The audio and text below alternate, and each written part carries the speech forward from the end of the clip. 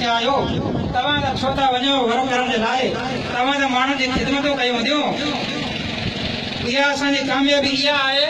त हू घर खां ॿाहिरि निकिरिया ऐं माण्हुनि में विया उन्हनि माण्हुनि जी अहमियत थी इबला साईं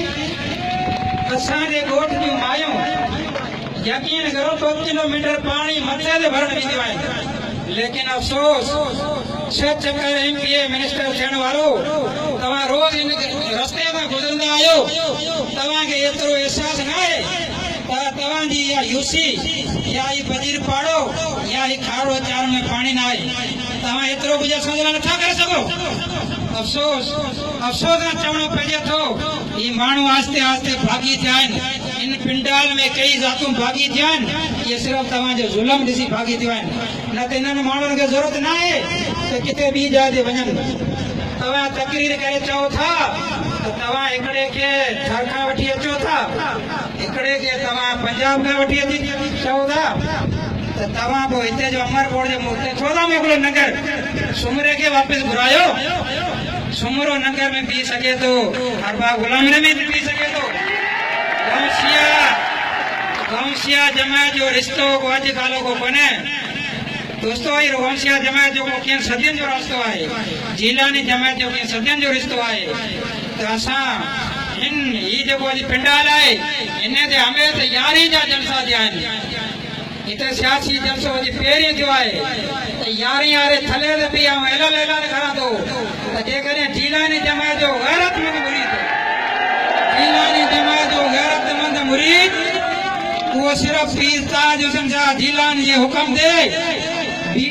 GDA ऐं पाकिस्तान तहरीक इंसाफ जो निशान भेट इन जे वोट ॾींदो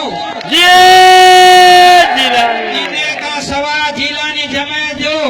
इहो मुरीद कंहिंखे वोट कोन ॾींदो इहो पीर ताज जो हुक्म आहे क़िबला साईं कल राति हिकिड़े मेघवाड़ खे भूरीअ जाट जी कहिड़ी जुरत आहे हुन वञी मूंखे थप्पड़ हणी आहे हुनजो कसूर इहो आहे त हुनखे सिर्फ़ु PTI जो झंडो लॻल हो अली मर्दान शाह साहिब तव्हां गॾु हुआ तव्हां कुझु हुनखे एतिरो सम्झायो आहे त तव्हां पंहिंजे हिन ॿाहिरि न वञो